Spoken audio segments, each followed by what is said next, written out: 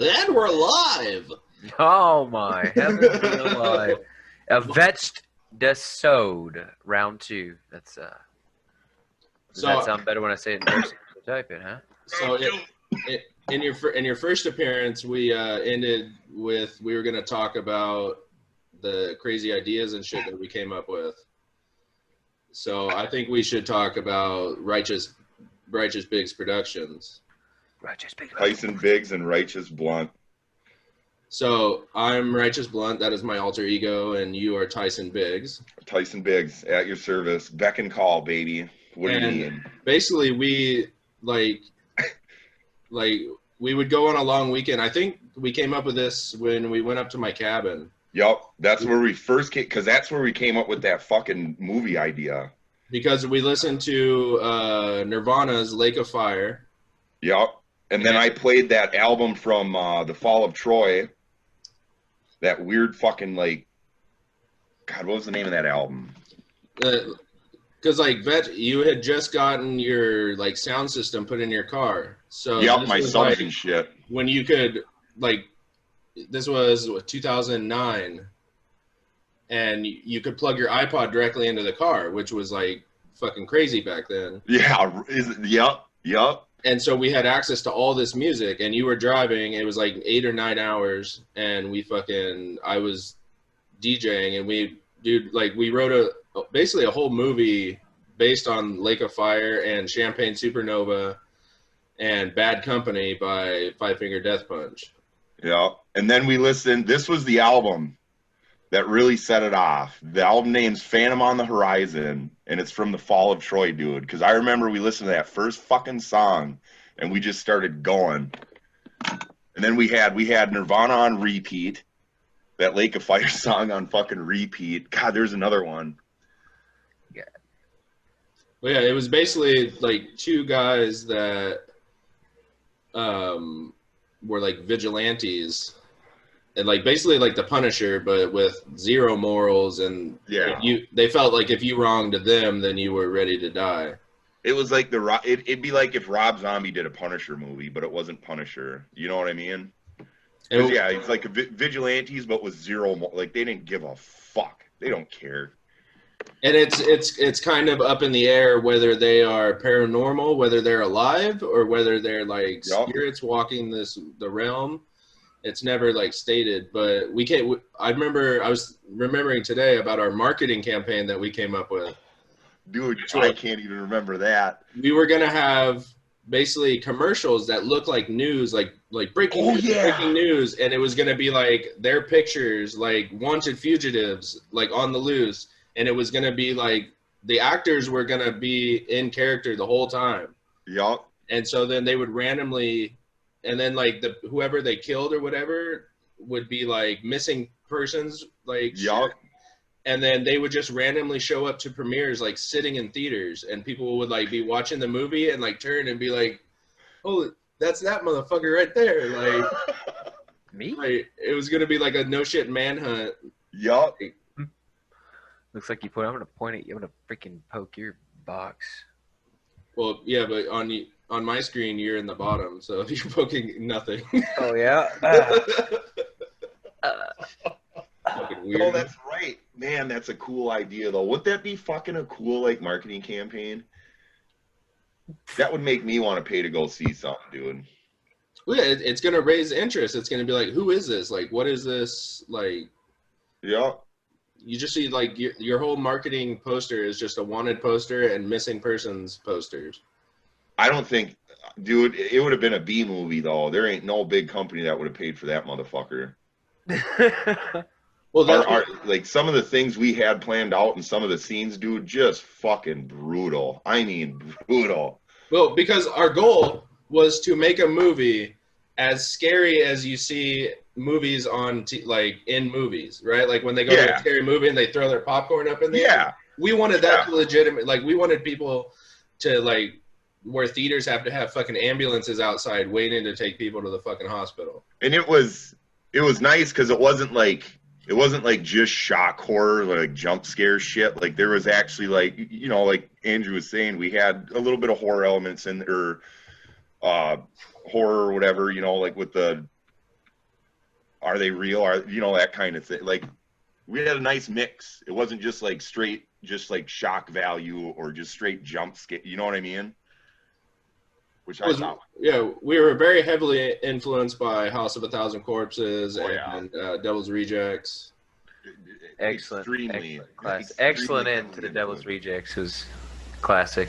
I remember Vetch, we fucking, because you lived with Musto, you were roommates with Musto before Iraq. Oh yeah, yup, yeah, that's right. And you used to always yell about Boots being in your room. You're like, I don't live with him, he lives with me. You fucking go meet somewhere else. And then one time, like, I think you were gonna watch like Devil's Rejects, or we were talking about it, and I was like, oh, I never seen it, and you were like, sit the fuck down. And like we watched it, and I was like, holy shit, that was amazing. And then you're like, so I take it you haven't seen the first one. And I'm like, there's a first one? Like, what? There's another one? Yeah. Oh, yeah. Fuck, those are good flicks, though. Yeah, that's kind of where it stemmed from. Heavily influenced, man.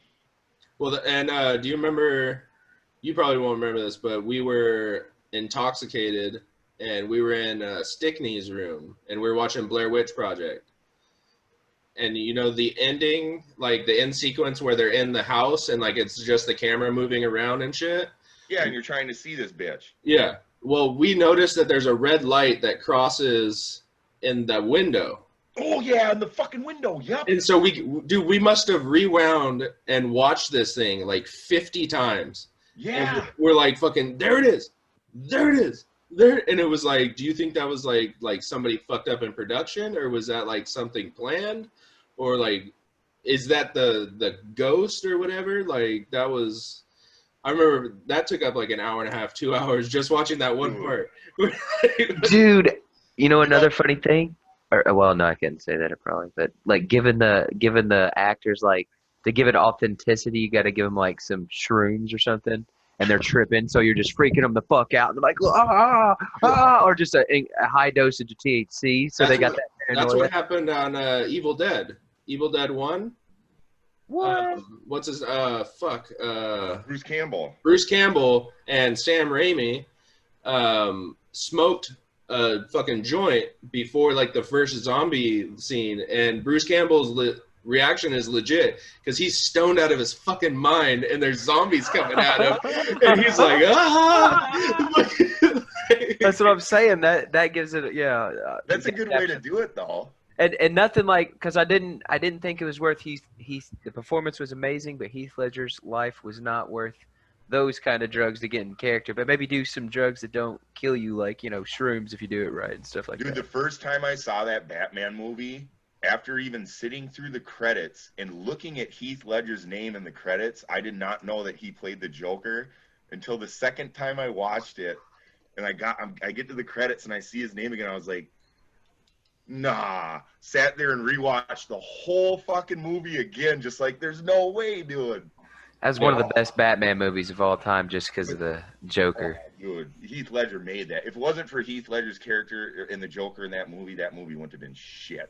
Yeah, absolutely. No, because everything relied on his creepiness and you truly believe that even though he tells you the options are A and B, that he knows that there's a C. Yeah. And he's waiting for you to think outside the box and say C. Like, just the opening bank robbery sequence where one by one he kills all the people, and then you find out that he's the fucking he's the mastermind. Yeah. And he takes off the mask and bing. Yeah. And then the school bus, like, he uses the school buses as a getaway, and he fucking ties the grenade to the fucking bumper of the school bus, and the guy's just like, yeah. Yeah, and then the whole like how he plays Russian roulette with the dude and fucking got crazy luck, so he's even scarier. Vetch. Yeah. The song that I was thinking of earlier was Ronnie by Metallica. Ronnie. I'm not a huge Metallica guy. Well, I had never heard that song before, and that's where we came up with the motorcycle scene of them fucking...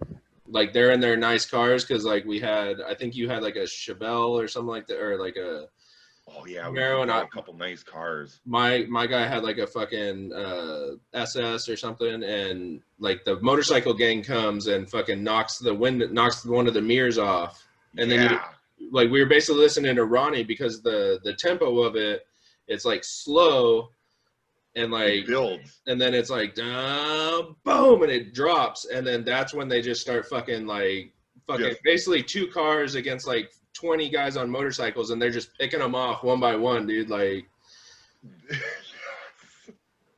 oh, that'd be the best car chase scene, dude. And then our idea was to not have any basically background or no overlay music. It's all like legit. Like Ronnie would be on the stereo in the car. Yeah. And he would fucking jack it up, and then it was like, let's go. Like the music would make sense. It wouldn't be like, you know, you're creepily walking down a street and there's this weird ambient type music, like just set the mood. Like, nah, just it's the middle of the night, you're walking down the street, you're gonna hear fucking cats fucking screeching, bottles fucking breaking, cricket, you know what I mean? Like, I'd rather hear that shit than some sort of like creepy soundtrack. Well, I think and steps behind you, if you had a really good surround sound or even headset watching it, like you hear the steps behind you.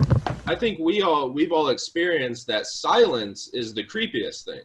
Oh, without a doubt. When you're somewhere and like when we would go on patrol in Ferris or whatever, and normally there's dogs barking, but when the dogs stop barking, it's like something it feels, just the feeling you get. It's like, even if it was 100 degrees outside, you would feel fucking cold.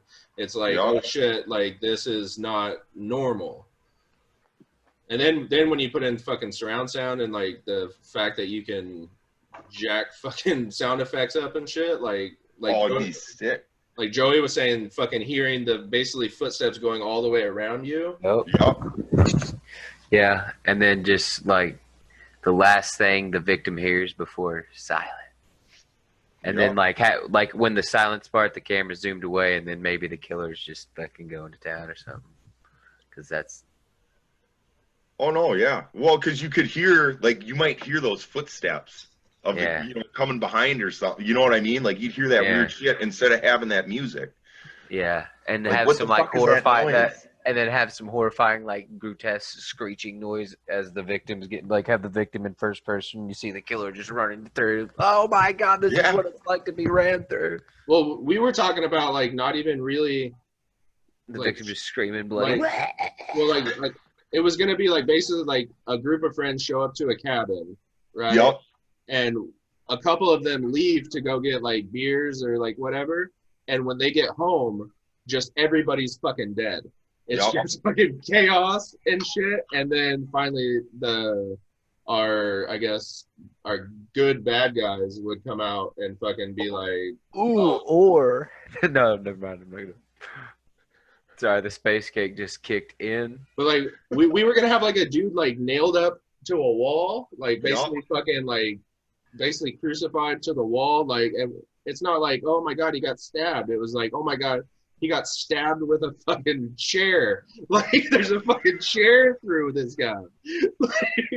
Like, how do you stab somebody with a blunt object? But make it like a decoration to where they think it's like fake at first, and they're like partying and stuff, but then they realize it starts to stink. It's been weak, and they're like, what the fuck? This thing's real. And that's when the shit just fucking hits the fan. Shit just hits a fucking fan from there on. Do that. Do. That was good. Yeah, but it's got to be smart. Like you know, I want to see some practical moves, not like the fucking car weren't started. I want to see a motherfucker, like people, some tactical formation, and the killer's just like, you know, maybe Wolverine that just fucking he's pumping rounds into it. Maybe not. Maybe a human. I feel like a human opponent that's just outmatching you in every way is way scarier than just say Wolverine, because that makes sense. Because then you can just get ready to die. But like somebody, your aspect to it because it could be real. You know what I mean? Like if you see like a superhero, it's like, oh, it's a superhero. Oh yeah. Then when you see like average Joe, it's like, what? But with the fucking katana, just like doing some badass katana movements, like what the fuck that nobody actually knows. One of them sword nerds. So during our second deployment, Caldwell, when we were in Kuwait, I wrote another screenplay based on Counting Bodies Like Sheep by A Perfect Circle. Oh, yeah. And it was a vampire fucking movie. and it was gonna be like about that one. So it was gonna be basically a like Roman centurion gets cursed by like a witch, and like he's dying in the field, and like a witch comes on and he like begs her to save him, and she's like okay, and he's basically like the first vampire. And then he gets so sick of everything, of basically being alive for so long, that he like hibernates and he just goes to sleep. And then he gets woken up basically, you know, in 2000, this was 2010. And he's just so mad at what the vampires have done to society and like the image that he created, that he's like, let's start over. And he's like,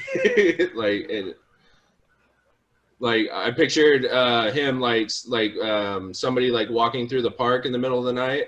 Yeah. And you hear the counting bodies like sheep, because it has a really like deep rhythm to it. Oh yeah. Well, it's just that war drum. Yeah. So it's basically it's him walking through the park, and you can kind of see flashes and blurs going around him. But he's just walking nonchalant, and then like you see somebody like one of the vampires coming up behind him, and he basically airwalks like this, and goes all the way around and is behind the dude, and he just fucking like snaps his neck, and like that's when you see him be like his fucking vicious self, because you know he's like, you know, he's been alive for basically, you know, 2,000 years. Yeah. And yeah, because you said like a Roman centurion or something. Yeah, he's just sick of it. And then it'd be modern day. Yeah. I mean, yeah. If you're, I mean, you'd be alive. It'd be a different take on it, though. It'd be kind of like, it sounds kind of like True. Wasn't that vampire like a bajillion years old in True Blood? Well, that's like every vampire show. They have like not that exactly, but you know what I mean. Like you got Queen of the Damned or whatever. You know, it flat. You know, fast forward into the future and he's a fucking rock star, that kind of shit. Oh, yeah. But then there was that one Blade movie where I don't know if it was Dracula or like some ripoff of Vlad the Impaler, though. Oh, the Blade Trinity. Yeah.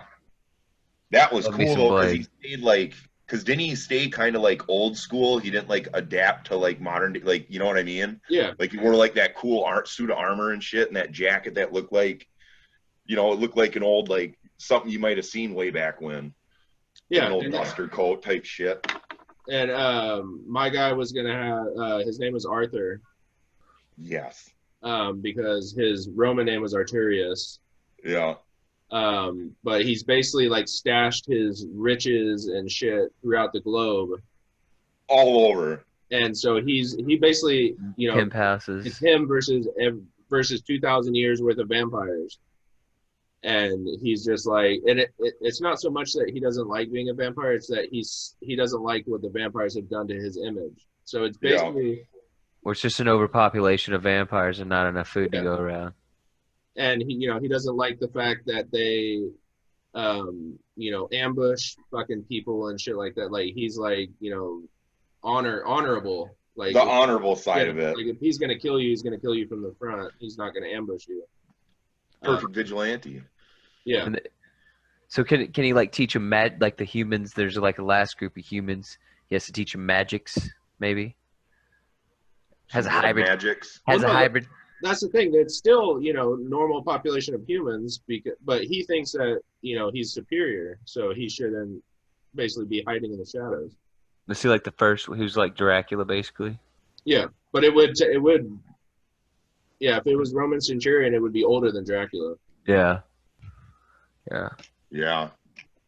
But he's a Christian. Like he goes to church, and like people like pull crosses on him and shit, and he's like, nope, doesn't work, and fucking like rips them apart and shit, and it's like just nope, doesn't work, nonchalantly, like not like that. Like yeah, like basically everything that you know like about vampire, like he can't be killed. The only way to like kill him would be to like, you know, I never came up with it, but it would be, you know, some crazy impossible feat. Something different. Yeah, basically like you would need like the bones of the witch that cursed him or something like that. Some weird crazy dude. Kind of like how you had to fucking get your EAS paper signed. You had to go capture like a fucking griffin. You gotta go find the fucking griffin, and we need his blood in a vial, gents. We test that shit's lab tested, so we know if if you're lying, we won't let you out. So go now. Mine wasn't Show bad up. until the last day I had to get shit signed. I got to main side, and they're like, oh, did you bring this? It's like, no, I brought everything you told me to bring yesterday. Well, you need this sheet of paper. I was like, motherfucker. We forgot. Had to go all the way back to Horno, go all the way back to main side, and then go all the way back to Horno again to pack all my shit and go. Oh, I was fucking pissed. Man, I remember that day, dude. And we were deploying without you, and it was like, no, don't take the Dude, that pissed me off. No, you're lucky, dude. That place. Yeah, we never got to stay out. I mean, it was. I get it. There's homies fighting a war anyway, so fucking. Well, I mean, like I found out I was getting out a week before I got out, and I found out, and we'll talk to fucking Harper on Tuesday about this, but he sees me like walking around, and he tells me to come to his office, and I'm like, fuck, what did I do? And he's like, hey, why are you still here? And I was like, because I work here. And he's like, not according to my fucking paperwork. Like it showed, he thought I was already out. He thought I had been out for a week. And he's like, you still getting paid? I was like, I fucking better be. And so he made a phone call and he's like, can you be done by next Friday? And I was like, do I have a choice? Like, so I had a week to check out and get everything done. I stole so much gear from the boots. I was like, hey, let me borrow this. I have a gear inspection. And they're like, okay, here you go. And I went straight to SIF. And I was like, here you go. I was like, yeah, you're not going to fuck me over fucking for all 4 years. Damn. I knew that shit was coming up. I had some jobs lined out. I was like, I got to get fucking them out. Well, so I did the 90-day early release. And they didn't tell you that you got accepted or whatever, or if it was approved. Until like a week before. They just did it. Yeah. So because I thought I was like, oh, I haven't heard anything back. You know, I guess I'll just plan for July. Which I guess I'm lucky because I probably would have had to go to Bridgeport. Yeah. Hey, I got my scholarship. Bridgeport, dude. I'm so glad I didn't have to do that shit with you fuckers. Fuck that. I had fun in Bridgeport. That was actually fun. That was awesome. I grew up in that shit, dude. I don't want to be in it willingly. I fucking hate winter. I hate snow. I can't stand it. Why? Are you still in Minnesota? Because my girlfriend won't leave. You would have had so much fun, though, watching all the guys from Flatland, USA fucking falling out. Oh, that would have been fun. Yeah, that would have been fun. And then all these PT studs who are like, let's go for a run. They make it like not even down to the fucking parade deck, and they have to turn around because they're 10 feet. I'm blind. You guys coming? You never done this before? Running snow was great. Awesome. Huh? The breath, the fresh air was awesome. Well, then like during the battalion exercise, we were running QRF from the squad base, so we had the whole camp to ourselves, basically. And we would run, we would QRF, so we'd run right across the street to the motor pool.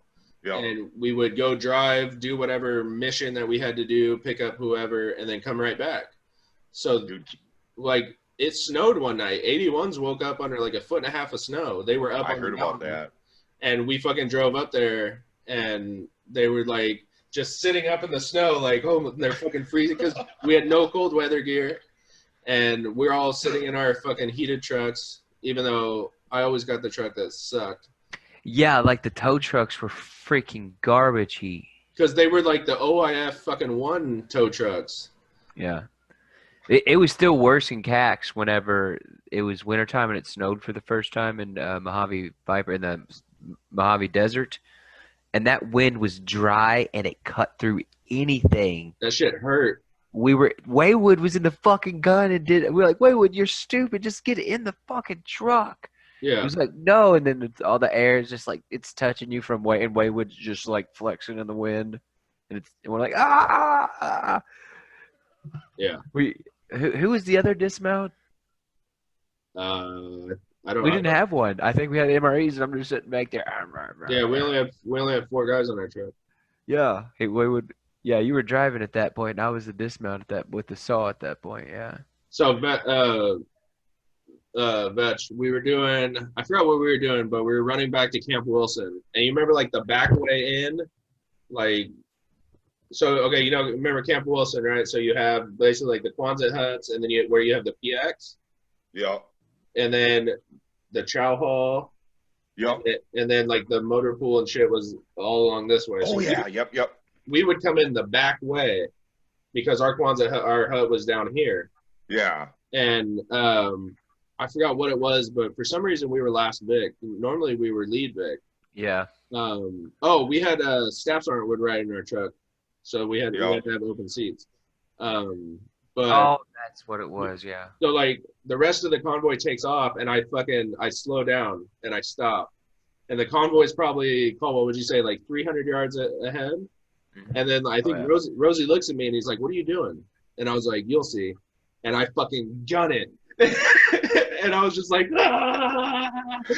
And then I forgot that there was like fucking these like fucking basically speed bumps.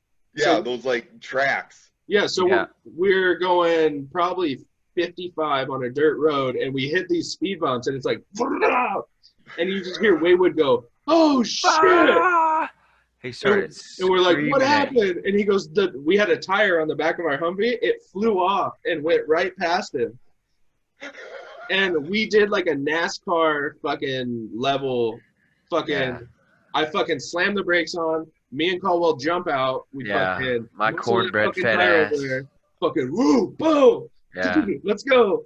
And like the rest of the convoy, they didn't call over comm. They didn't even notice that we were at this time probably a mile and a half back. And how did they fucking notice? Because they were terrible. Nobody gave a shit, dude. Nobody gave any shits about what was going on. That's why we were so pissed. And we were all a bunch of seniors, so we didn't have anybody to impress. And that was like me and Rosie were just fucking uncontrollably laughing because it was so much fucking fun, dude. It was so awesome. And I believe Waywood didn't like it. Rosie had those speakers, the little speakers and he plugged his phone into it. So we were just rocking out the whole time.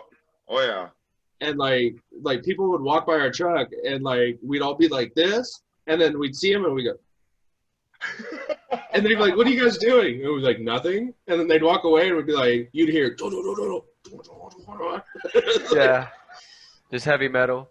I actually hit a deer doing that. Like after I got out, I got a DUI and I was like, "I'll show you drunk." I was in a casino parking lot, got a DUI, so my idea was showing them and going to get drunk and actually driving. And I had heavy metal just blasting in my car, just freaking rocking, dude. And a deer runs out right in front of me.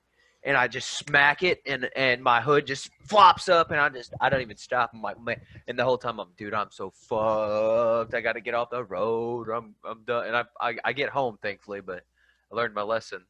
Failed on the insurance. But anyway. Oh, that's funny. Yeah. Yeah, I had to pay for the car. Got it repossessed because I claimed the insurance the day after my actual DUI, and so, boom.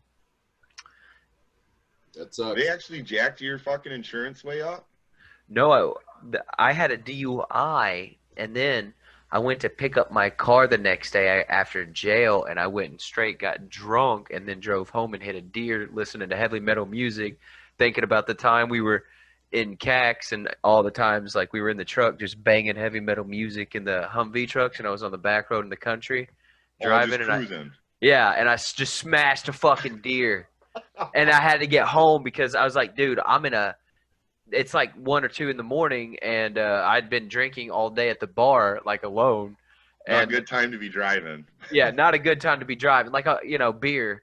It wasn't anything hard, I did the whole Marine Corps 2 beers an hour, but I drank maybe 4 beers an hour, which I was there for a long time, all right? But, yeah, so I learned my lesson about life the hard way. 7 years later, credits back. I got a house, no big whoop. Yeah. No big whoop. Hey, man, I teach my daughter's 5, right? And our fucking go-to phrase is "you reap what you sow."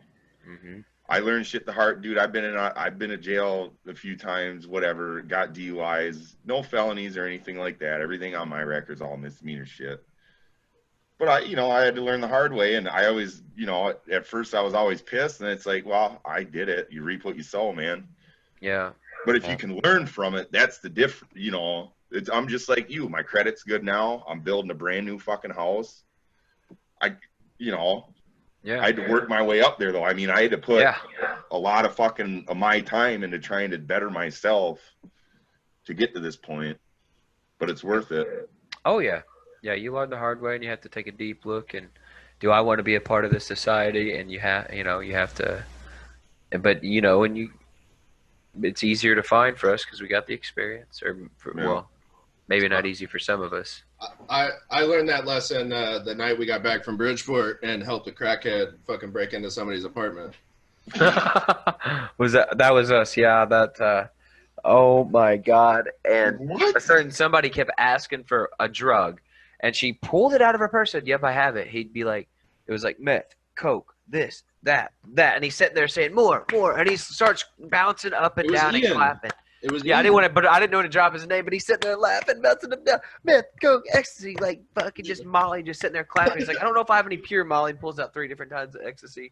I learned something. You either have cocaine cut ecstasy, you have meth cut ecstasy, and there was another one cut. There's ecstasy. Heroin. And I'm like, what the fuck? And she's like, "Can you take us by the apartment?" And we're like back to back in the parking lot. And who was a Sadler with us, wasn't he? No, it was just us. It was just us. One night he was, and he was like, "I'm gonna rip somebody in half." And it was, because he's a big dude. But basically, the night starts. We get back from Bridgeport, and the buses get back before the box truck. And so they tell us, like, "Hey, you guys got about an hour and a half. Just chill out and hang around the area. When the truck gets here, we'll get it unloaded, and then you guys are done." Yeah.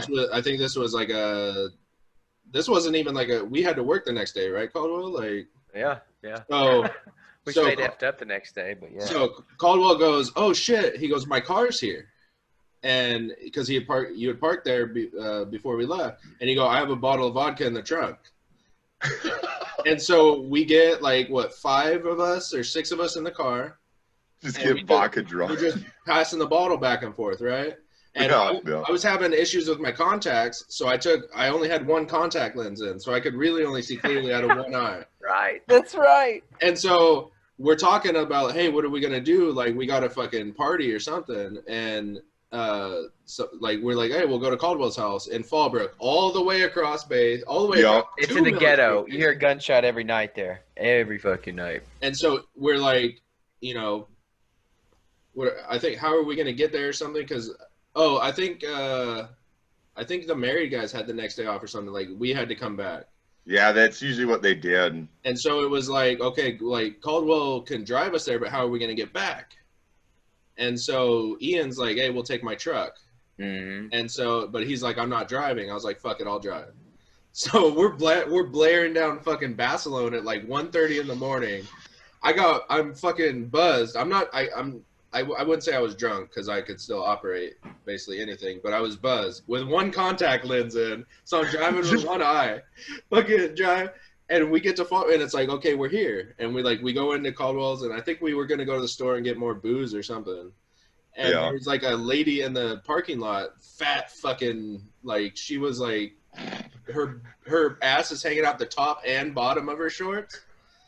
And she's like, "Can you give me a ride?" Like, she's like, 3 strong men, you can give me a ride. And Ian, like, knowing Ian, he's like, "Fuck it, get in." And we're like, so I'm driving still. I'm in the back. Yeah, and Ian's just fucking like, "Hey, what's up, girl?" Yeah, she's like, "You ever do coke?" And he's like, "I've never seen coke." And she's like, he's like, "Heroin?" And he's like, "Meth?" And she pulls out another bag, and he's just going down the list, and she's like, it's like Mary Poppins' bag, dude. And as he's clapping, she's pulling out drugs. And he's like, yeah. And he just starts saying, yeah, at one point. And she's like, pop, pop, pop. And then she pulls everything out. And then I don't know what happened after that. I found our fucking, we're at an apartment of some kind. She said, she goes, "Can you guys take me home?" And I was like, I'm driving. I was like, dude, I don't, like, what else are we going to do? Like, the sooner we get rid of this lady, like, the better. And she goes, "I live over here." And we fucking pull into the apartment. She goes, "Turn your lights off." So I'm like, okay. And I turn the lights off, and she goes, we had training, dark weather driving. Yeah, she said something like, "I want to show you guys something." And she goes, "I'll be right back." And she fucking goes into the apartment, but she doesn't go where the front doors are. So I was like, okay, maybe she's cutting around, and her apartment's, a couple buildings over or whatever. And then we hear like a box like crash like out of a window, and then she comes out of a window, and she's got a box of just random shit. What? And like I forgot what we did, but it was like something. We drove the fuck off. Yeah, we were like. I was like, Nard, go, and Ian's like, no. I'm like, Nard, go fucking step on him, motherfucker. I'm fucking going backwards, like, man, fucking. And she's fucking chasing us, and we get the fuck out of there. Luckily, it was like towards the end when we're about to deploy, so I was moving out anyway, and I had moved my ex-wife and Cameron home at that point, so we were just fucking getting hammered at trying to order Fatista freezes at Taco Bell, but couldn't even talk one time because we were laughing so hard from said spice, and allegedly this has all happened. None of this is true. We're making this up, Hollywood, hoorah. But yeah, we were spiced the fuck out trying to order Fatista freeze, and I was like, "What? I've never heard of this fucking shit before in my life." And I thought he was just fucked up, and I was like, "What do you want?"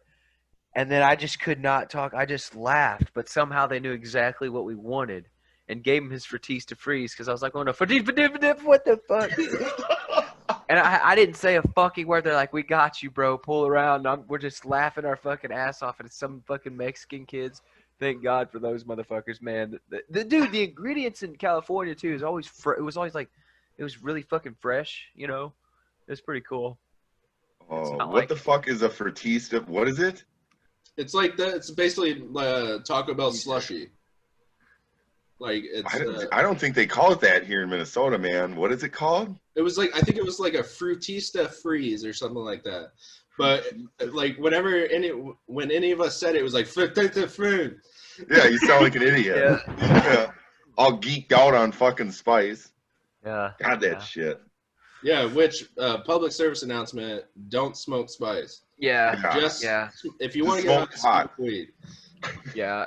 If you see a gunnery sergeant, whenever I was a corporal, talked about it's a new corps this time. Like in his time, they were just drunk driving and being chased by the actual police, and then the MPs back in the day before MPs became Blue Falcons was like, "Come on, get through the gate," and they would let them get through the gate, and they'd stop the actual police from fucking coming across. That's the time he was from, and then we're from a time with string them up.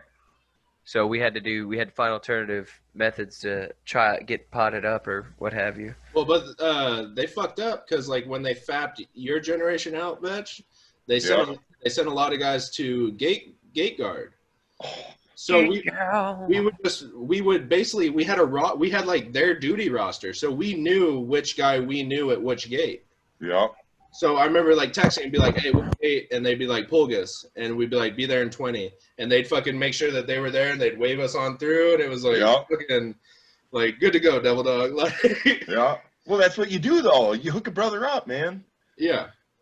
Yeah, man. When they've like, I went back there. I was there in October of last year, and my friend from high school is married to a staff sergeant in Marsac.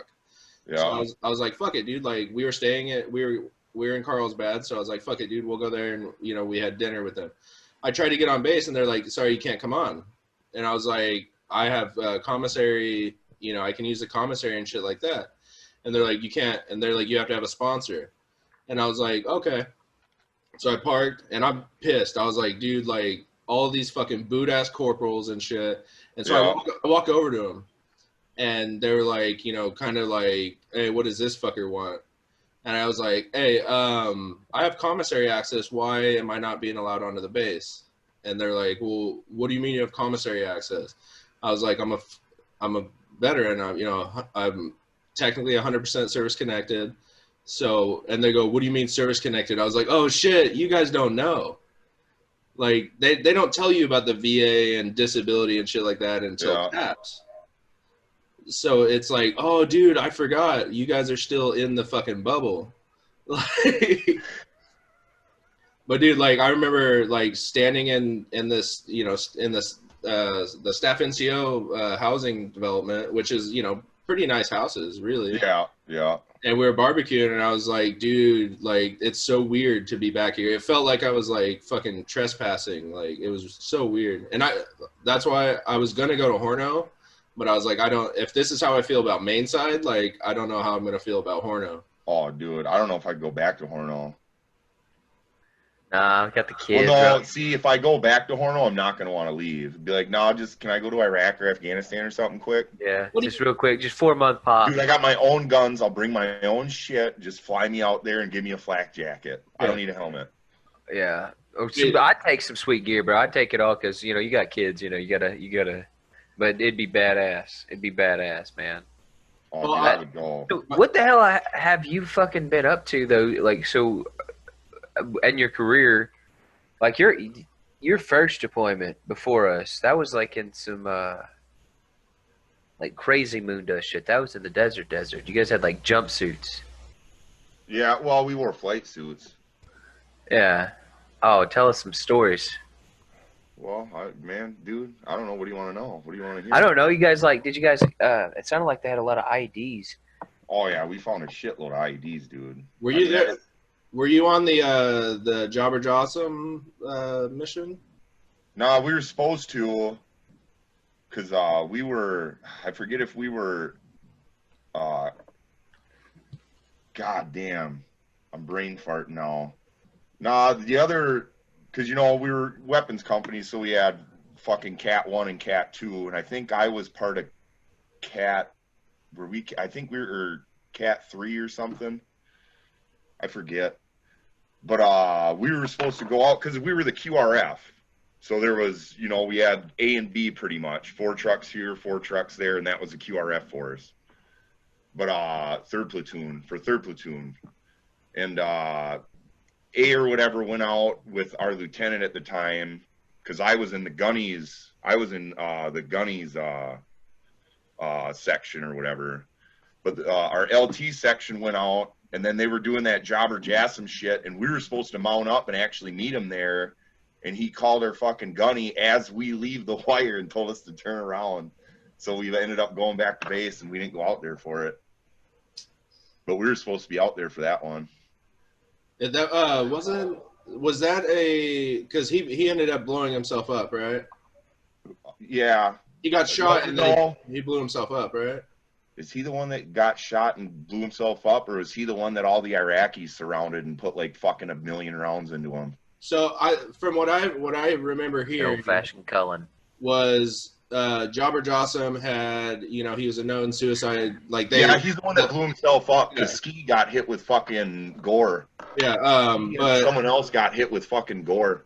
That's where I heard that somebody was up in the gun, one of your brothers, and kind of hesitated a little bit, and so Shaw ended up fucking taking him out, and then I guess he shot him, and then he blew up. Yeah. Whoever was in the turret didn't want to do it, or I don't know the whole. I wasn't there, dude. Everything I know is hearsay. Yeah, yeah, because they came back and they were all fucking full of gore and shit. Yeah, that's where Ski out there. I remember Ski showing me the stain on his flak, and he goes, "You know what that is?" And I was like, "What?" And he goes, "Throat." And I was like, "Okay, okay. Yeah, hell yeah." But we were talking, and Caldwell and I were talking about trying to get General Baum on here, who was Lieutenant Colonel Baum at the time, who was your battalion commander. Yep. You guys had it fucking together before that deployment. At the briefs and all the IEDs you cleaned up. Dude, literally, I think it's funny because that was around the time that Hurt Locker movie came out or whatever, or it came out shortly after. And I just remember watching that and seeing all these guys in the suits with the robots, and I was like, dude, I think we maybe pulled the robot out once. Yeah, we don't want to break it. I remember just walking down streets and just kicking shit, and you'd find something or you wouldn't find nothing. And then we go out with, EOD, because it was Navy EOD. Fuck, those are some cool fucking guys, dude. They were without a doubt, the chief and his crew was the coolest fucking guys I've ever had the chance to work with. Because we work with them every day. And they're fearless, dude. Dude, they used to, Vetch, you want to put the C4 on this shit? Yeah, dude. Fucking down there, C4 and shit. Do you remember, in our deployment, so you remember that IED cache that we found? I think it was in Charlie, or we didn't find it, but we responded with EOD in, I think, Charlie's AO. Was that when we had to drive way the fuck out there? No, that was the plane crash. The one I'm talking about. So remember, we were on. There was like a big ditch to the left of us. Yep. And like Charlie Company had, I think they said they took small arms fire from like one of these houses. So like we were all basically on the far side of the truck, watching with our NVGs, and like there was like a million lasers on this fucking house. Oh, yep. And then EOD is like, okay, back your trucks up and shit like that. And they go, we'll blow the first one and then we'll blow the second one. And everyone kind of looks at each other and goes, second one? Like, we only heard about the first one. And they're like, yeah, it's back there. And they look and they go, your fucking truck is parked, like, on it. Yup. And the Charlie Company had marked it with, like, purple chem lights. But some Iraqi kids had came and they took the chem lights. Yep. And so I remember, I think it was the third truck was on it, or was on, like, the pressure, whatever Charlie had seen. And my truck was down. I forgot, but we were back further, and I see kids coming by and they're like playing with the chem lights, and we're like, who the fuck gave these guys chem lights? They got them from when they were marked. Yeah, they took the fucking Charlie Company. Of course you're gonna take the chem lights. The chem lights are so freaking cool, though. Yeah. And so I'm like fucking, doing my 5s and 25s, and I see a fucking 1 liter jug full of HME, and I'm like, I fucking turn around. And I look at my gunner, and we had the fucking brevity codes, be like hitchhiker or whatever. Yeah, whatever you guys can't. Yeah, whatever the brevity code was. I think it was hitchhiker. Fucking my VC is like, what are you doing? And like I just look at the gunner and I'm like, boom. I just put him and I was like, boom. And he goes, what? I was like, there's a fucking bomb over there. I got back in the truck. I was like, we need to move this bitch. But I remember they like fucked up the counter when they blew the cash. They were like 10, 9, boom, and they were like, oh, they fucked up their timing, their time cord or whatever, or their deck cord. Yeah, they cut it. They cut it however long, and that's how long. Or you know what I mean? But they fucked up their math. Yeah. So that was funny, dude. That was funny. That fucking cache going early. And then the mortar rounds, they had like shot up into the air and started exploding, and it was like, oh, this is fucking insane, dude. Like that was. What's that? How many caches have you been a part? I've been a part of like I think 2. Yeah, 2. How many that you like? I think the battalion commander said you guys were like in one AO alone was like 129. Yeah, we found a shitload. I remember the biggest one we found, dude. When that fucker blew up, it looked like a fucking nuke going off. I mean, it was like would they, because I think Iraqi police, either the Iraqi police or army informed us of it, and then we went out there that day with EOD, and I don't remember. I think the Iraqis had already dug it up. I don't think we had to dig it up. But I just remember there being just a fucking shitload of fucking, mortar rounds, RPGs, fucking landmines, fucking the whole fucking kiss my ass, dude. And then I remember Chief coming on the raid and he's like, you guys are gonna want to open up a little bit on this one, because we usually go like maybe like 300 meters out or something like that usually.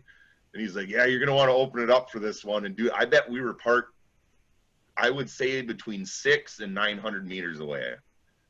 And we were like, you felt it from where we were standing, and there was just shit raining down on us, dude.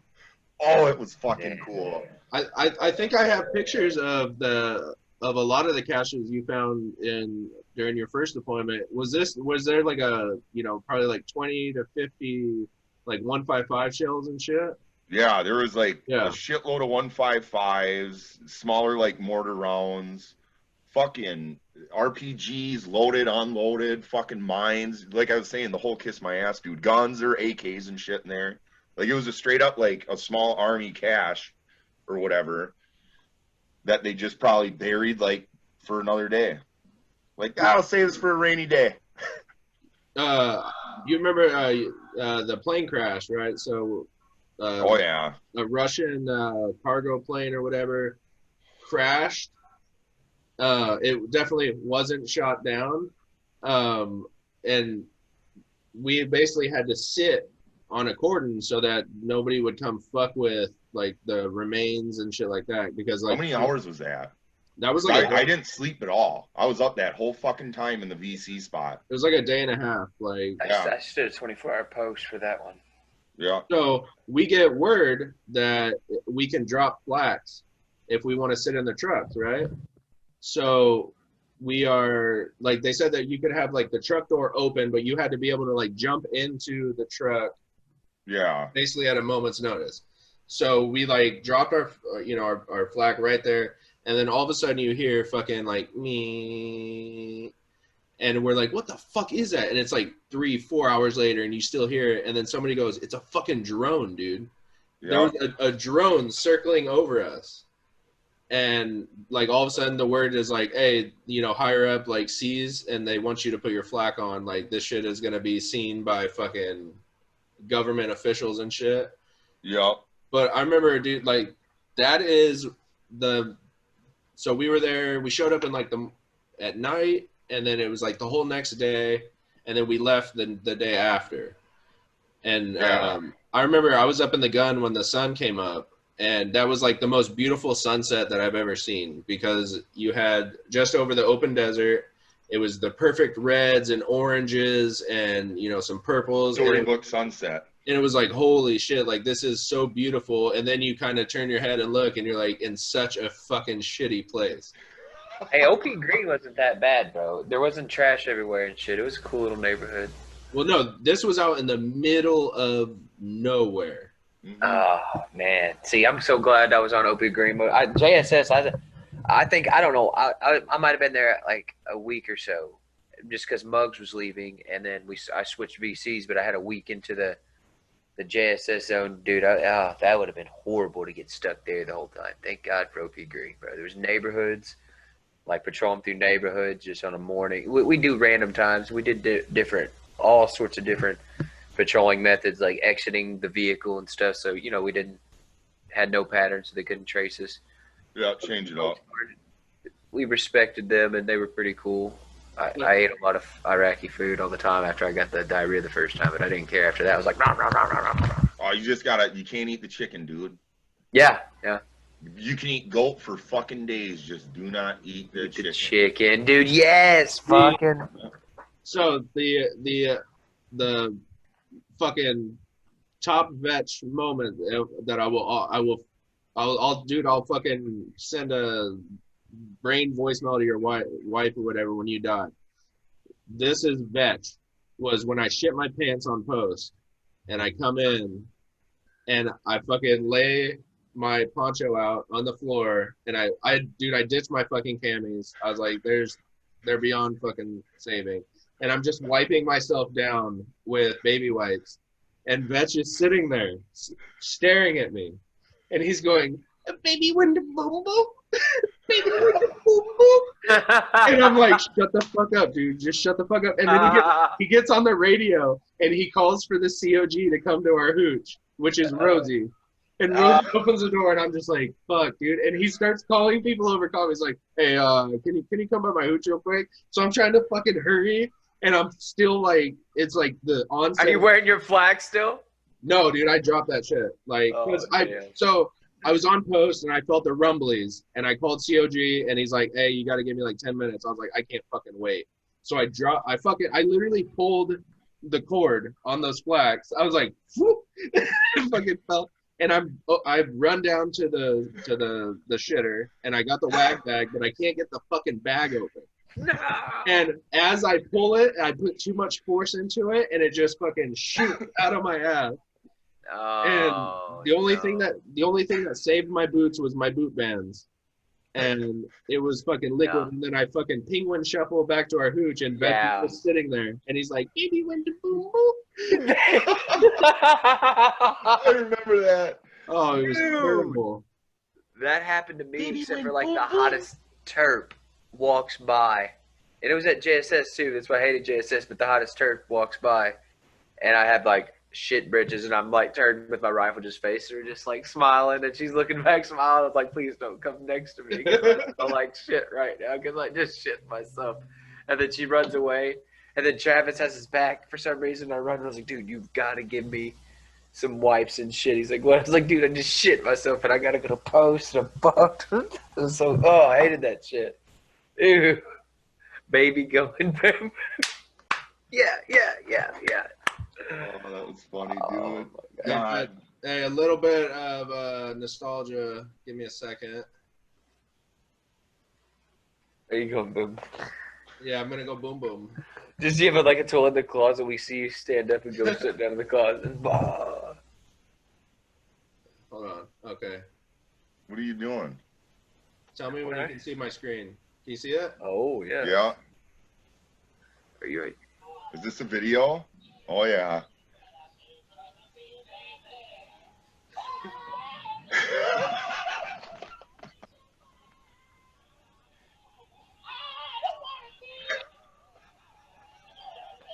Is that McCready? Yeah. Yeah.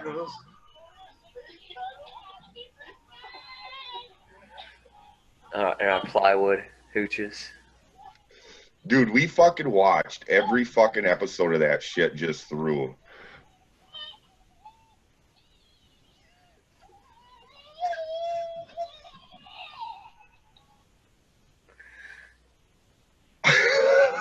God. That was so. Have you guys ever done vet ticks? Like where you get free tickets to like events and shit? No. So there's an organization called Vet Tick where you basically enter a lottery and you can get like basically you pay like $20 for like a processing fee, but you get like really good tickets. So I took my wife to see Shania Twain, and we're sitting there, and her opener is Gavin. Was it Gavin DeGraw who sings that song? And he plays it, and I was like, Vetch! I was like, Vetch's version is better. It's fucking better. Damn. Yeah, dude. Like I had so many videos like that on my old laptop, and I lost it, dude. I don't know what happened to it. Dude, you had a lot of we did a lot of cool videos in our hooch, man. A lot of cool videos. I know, they're all gone. Like, I don't have them anymore. I don't know where they could have gone. Yeah, that was. Remember the knife one? And like, you could immediately see the depression on my face as I throw that knife into the fucking ground. Well, then you're like walking around and you're just ranting and he's just swinging the K-bar around, just fucking, and then he just fucking throws it down and it like sticks into the fucking, and he's like, oh. I remember too. Was it? I think like you were getting so mad because somebody had their radio up too high, too loud, and you would just scream. You'd be like, "Shut the fucking radio up!" And then like, remember when they would do the QRF drills? Yeah. And then finally we like figured out their pattern, so we gamed the game, and they like the COG comes running through, and they're like QRF, and we walk out already in gear, and we're just like, we got it. Like we're like 9 seconds, beat that fucking time. Like, but yeah, that's. So what do you doing nowadays? Like in the civilian, how that? So you've blown up more IEDs. So probably about like 50 IEDs you've probably helped blown up. I don't know. I'm just exaggerating. I don't know. I don't know the exact numbers, dude. I can't remember. Just a shit ton of IEDs. You've blown up a shit ton of IEDs. Tried the whole circus landing team up until around the deployment time, bailed, and then what'd you do in the civilian world, my dude? Oh, dude, the first like 5 years of my life were complete trash. Yeah, that's about universal. And then, like I was saying, I don't know. I was working at Phillips Distilling in Princeton, my hometown where I'm from. But I worked there for like 5 years, and they fucked around with me, and I just got sick of it. So now I'm working at Crystal Cabinets, making cabinets. I just cut lumber, but it's whatever. It's an easy job, pays super good. Yeah, I got guns, so I can't complain. I'll be right back. Yeah. No, yeah, that's like, I'm just going into teaching and just getting into stuff like researching things now that we have. I wish education were easier to come by, but there's a lot of stuff out there to pay to read and go into school too. That certain foods and certain even methods of hydroponic set is what I'm going to do with my garden next year. Is have like a flowing tower hydroponic set to go. Oh, that'd be sick, dude. Yeah, dude, you got to check it out. That's what I'm going to have in my front yard, and they say it's a very effective way of growing. Takes 90% less water. You just utilize the nutrients, and then it's like a. Yeah. And apparently, there's a way to grow fish, and have a symbiotic system with the vertical growth. I forget the exact terminology because space caked, but I get what you're saying. yeah, that's what you should do for the Vetsch. Like for gardens, I'm going to go vertical in the yard. I don't know what I still got plenty of research to do. Yeah. For hunting, I got this beef pemmican, which I'm going to make it out of deer this year. So pull some Indian tricks and try to be a Native American this hunting season. Yeah, I don't do much hunting. I do a sporting clay league. Is that like golf with golf with 12 gauges, baby? Yeah. It's so much fun. I've played it a couple times, dude. It's so fun. Oh my god. Yeah. Oh, I love it. Dude, we got I got a couple different places to go hunt, like that are in the woods that are private. I'd have to look up the state laws, but I'll go crossbow hunting. You get 2 tags, bro. 1 deer lasts us all year of meat, but I'm gonna process it in a different way. So yeah. I'm gonna keep the fat and everything, and like use all that. Well, there ain't much fat on there to begin with, though. Yeah, I know, but you can buy grass fed. I suppose, yeah, you get some grass fed. Yeah. Mm-hmm. You got to have the grass fed. It's all about there's a lot of what the animals eat actually stores in the fat, because they don't have cakes, they don't have donuts, they have to eat whatever's in the wild. Right. So that shit actually stores in fat, and then you cook the fat in such a way you kind of extract the bad fat, but the good fat kind of is like a butter. Well, it renders itself or whatever while you're cooking it. Mm-hmm. And then you mix the dried beef that you keep lower than 120 degrees because Fahrenheit, because you don't denature proteins, because obviously heat destroys certain things, and then you mix it together, kind of like you do a space cake. Oh, new idea! Oh wow, just hit me. Get some of the oil and put it in that while you're rendering. After you render the fat, put it together. Get some oil. Beef pemmican. Yeah. I love me some good venison, dude. I love venison. Oof, baby. Mm. I want to go predator hunting. I want to kill something that can kill me. That's what I want to do. That's what I'm saying. That's why I went deer hunting a couple times, and it's like, you're just sitting in the stand, Oh, you're talking like bear hunting or whatever. It's like, Like, dude, I should go fucking grizzly hunting or fucking with a spear hunting, mountain lion, like those guided hunts in Montana and shit. God, that'd be fun. That would be fun. I like you get but I don't know. You had to like the bear, like fast as a cat. Well, my coworker at Crystal, he took this week off. He went bear hunting with a fucking Smith & Wesson 500 pistol revolver. I know a dude who did it with a fudging bow, dude. He's this big dude, and he has 2 bears. He has a picture of him and 2 bears in his freaking bow, and you're like, dude, this dude's, and he's large. You wouldn't even. It's like you wouldn't expect this guy to be such a ninja with the bow. You wouldn't. I mean, it's crazy.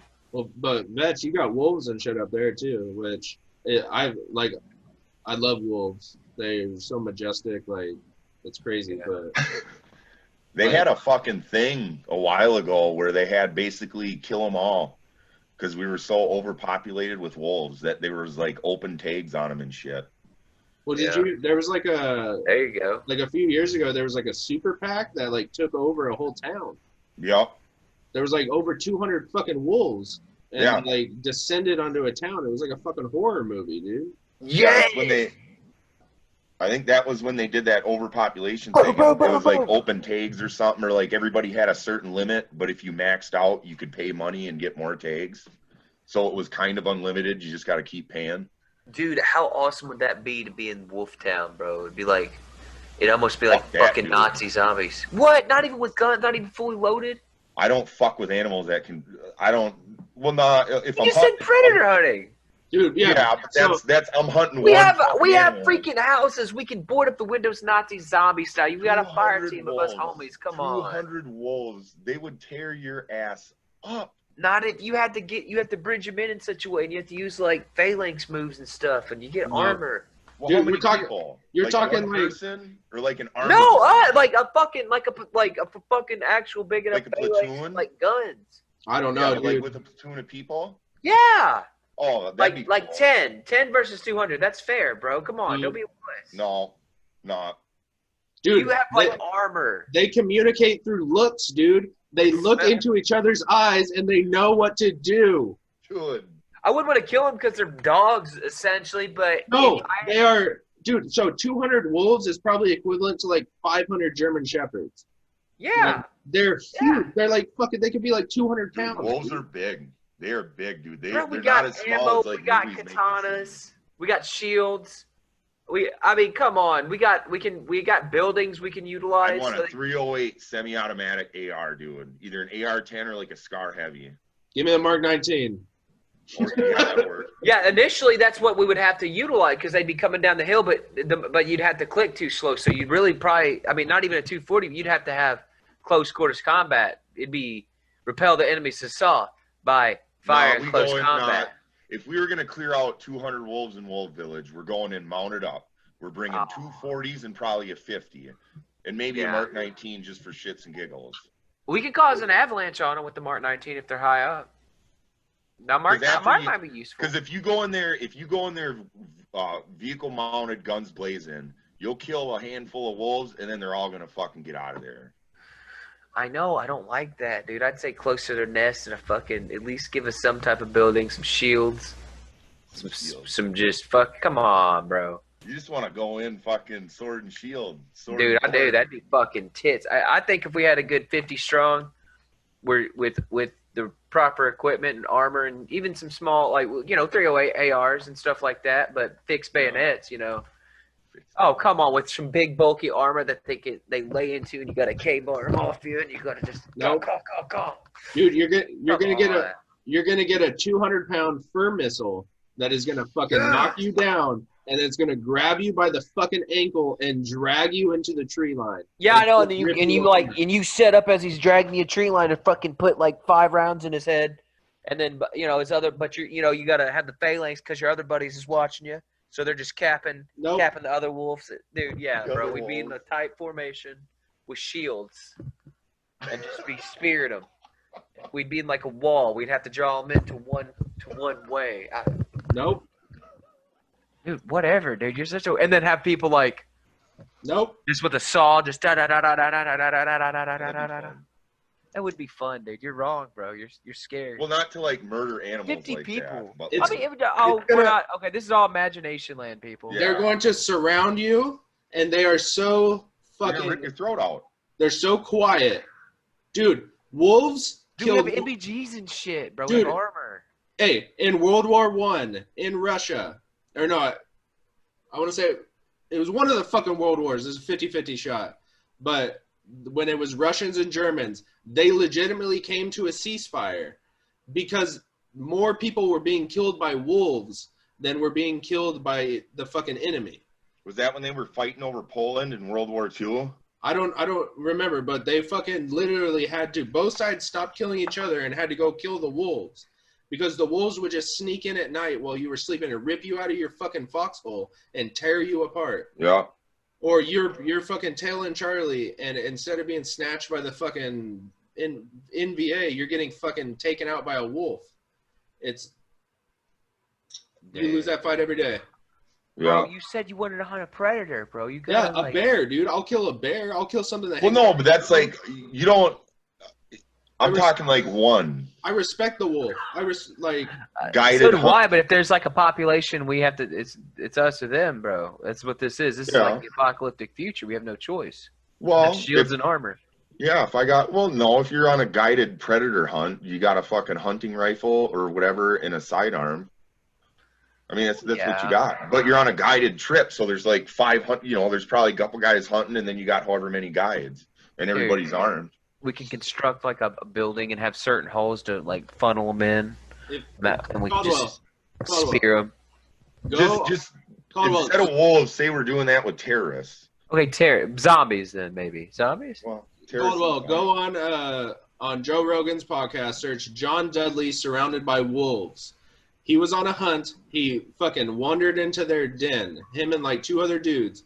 He was surrounded by wolves, and they led systematic charges to fucking get them. Does it show it? No, obviously not, dude. He's telling the story. Damn it. Dude, like, they know when you kill one of them, and they change their tactics. Yeah. They're That's smart. awesome, dude. Well, think about it, dude. They kill deer. How jumpy is a fucking deer? They kill Bad, moose. dude. They kill fucking moose they bite it, and then they run it into the fucking river, and it gets tired, and then it falls down, and then they come, like, dude, they'll lay down and watch it die. They're like, hey, we're not going to put They win by attrition. Yeah. With the moose, they win by attrition. They basically wear it out until it's like, fuck it, I'm dead. They used to kill buffalo. They would just little bites, dude, and let it bleed out. Yep. Or they would eat it while it was still alive. Like, Yep. Dude, like lions. Yeah. That's another thing, dude. That fresh meat. Us versus 100 mountain lions, we lose every time. Oh, God, yeah, dude. Them fucking things. Different. It's different. We'd have to be like, had some serious buildings that was like concrete and have some serious, like, it would suck. Be mounted up. We'd have to definitely be mounted up and like on AAVs and shit. Not even, dude. They'd snatch your gunner. And then when you put your head out to see what happened to your gunner, they fucking snatch it. No, dude. Yeah, they're like big cats, dude. Think about when you're They're fucking big with your cat. dude. We have gap pieces. We could just open the hole. Remember, I said they're cats. They have 9 lives. Yeah, so you're fighting 900 mountain lions. Yeah, that's 900 mountain lions, dude. Well, okay, the Mark 19 then. 1 round is 19 lives. It's good. You're good. That's Marine. That's math for Marines right there. And then 50 cal. Don't even get me started there. That'd kill like a couple cats. That'd kill like 5 cats. 50 cal. I honestly, I think the 50 would probably be too slow for a mountain lion. You would God, yeah. You would need 240 or saw. You'd have, yeah. If you were, yeah, definitely a saw, but saw with a modified saw that take three whatever the bigger bullets. I don't know. Mm-hmm. Yeah, that's the HK one or whatever. Yeah, well, something that it's carryable, something that's carryable because on the 240 I can't carry. But something you could probably hip maybe no minigun's too bulky, but like something that you can like hip fire just so you wouldn't have to put a lot of. And then you just get a parasol, dude. What I had in Iraq, that fucking short. I had the tiny little barrel, the little 8-inch barrel or whatever, and then I had the adjustable stock that looked like a M16 or the M4 stock. Yeah. It was a little heavier. It was a little bit heavier because that barrel was way thicker, but fuck, dude, you could probably put 500 rounds to that fucking barrel before you had to change it. I was telling my buddy about the new saws that have the collapsible butt stock and the short barrels, and he was a saw gunner in with 1.5 in Fallujah. Yeah. And he was like, "Fuck you!" I was like, dude, because they had long barrel and the rigid stocks. Yep. Yeah, dude.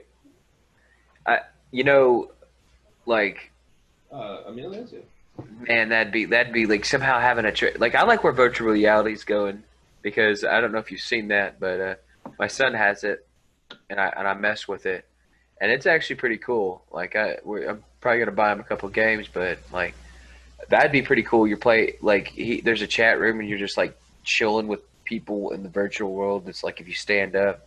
So we're building a little virtual ring where you can't leave, but you can move and stuff. And like when you duck, like a chat room, but it's a game.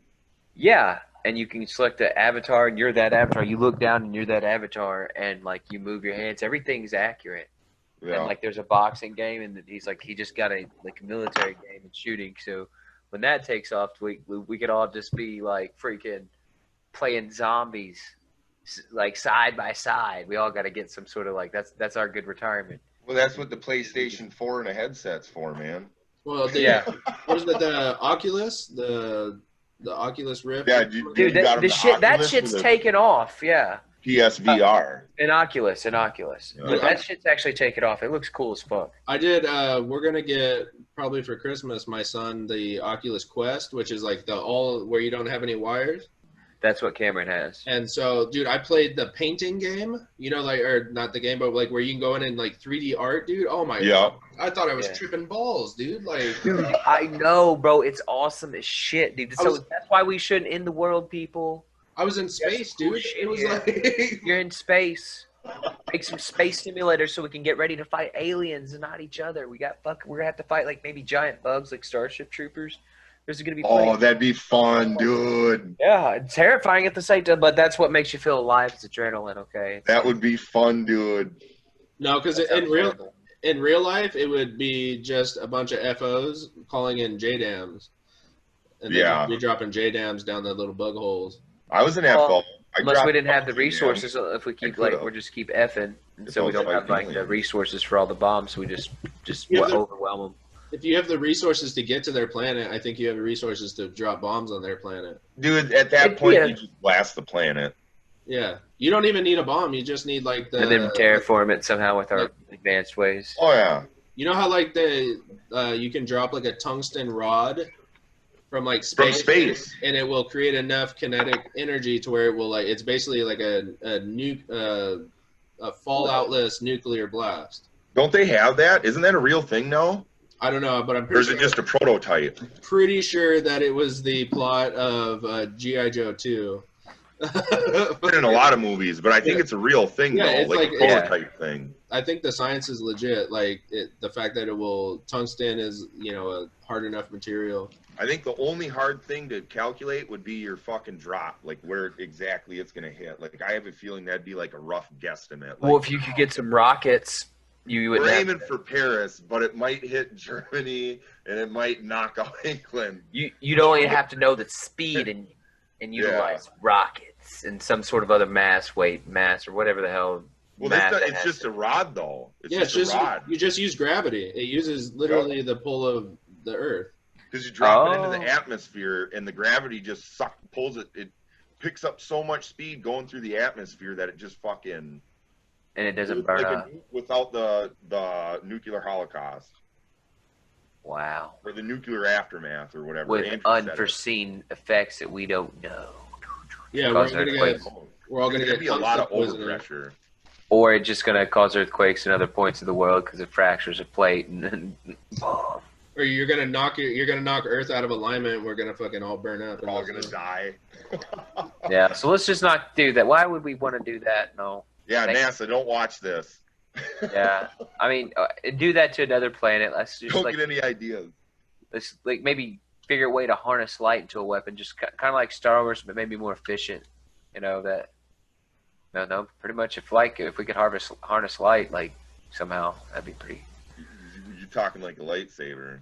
No, that's too inefficient. A better way. Like a lightsaber, like basically a light gun. Like a laser gun? Like a photon gun or something like a. Yeah, but it could maybe it could just scramble them in such a way, but without it's a frequency of sorts that just makes them. It's basically using that microwave shit. Yeah. That's what it does. It cooks you from the inside out or whatever. Well, it's basically like a green dazzler, dude. Those shits fucking. You get that shit in the eye. That shit hurts. Yep. So, something like that, where you can use infrared. Was that our deployment when they gave us those stupid fucking microwave things? Yep. Those where they had the dazzler. They will scramble a brain of an animal and make it die. We were in the turret 5 feet away from it. Oh, you guys are good though. Are you talking about the ECMs, the thing that blocks the radio controlled waves? The blue force trackers. Yeah, the blue force trackers. Big antenna with a giant fucking nipple for an antenna. And then I don't think we ever used them because you couldn't use comm if you had them on. Nope. You had to you had to have interlapping bubbles, or else if you got too far away, you couldn't talk on the radios. Yeah, something like that. And they're all pressure plates anyway was the problem. So, Vetch, you remember? This was our second Mojave Viper Caldwell. You remember that little Afghan mount town? Mm-hmm.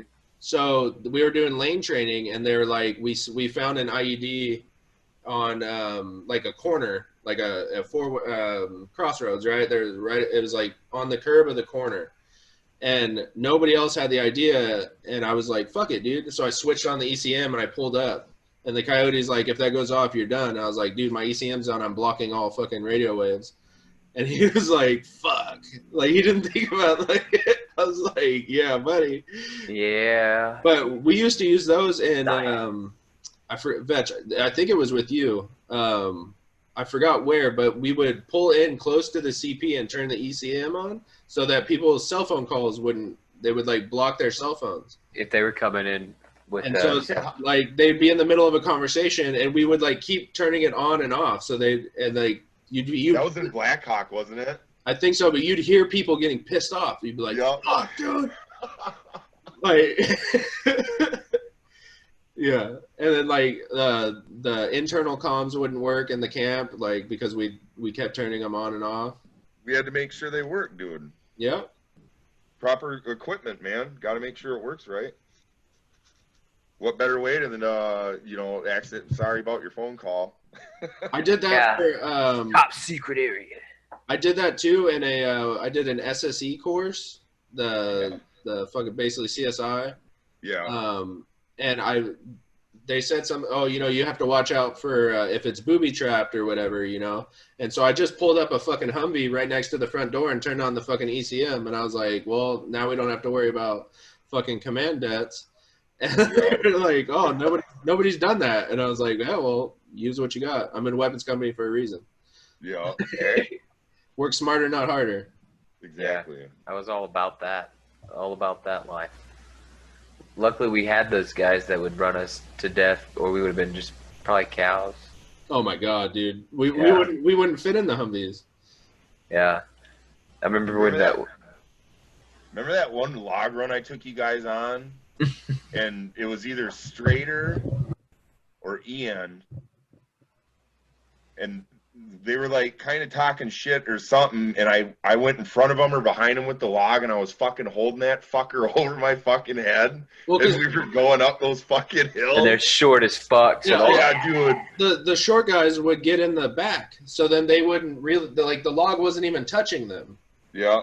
And so like the 2 or 3 guys in front would be holding the whole thing, and like they were like, "Come on, guys, come on!" And Vetch is like, "Really?" And he fucking like presses it up, and they're like, "Ugh!" And it's like, "Welcome to fucking holding the log, buddy." Like, yeah, dude. That's how that shit was walking in SOI our 5K with the tow missiles. Like I was with the tall guy, and it was just all on me. I'm like, oh, well, you gotta do it right. Shit.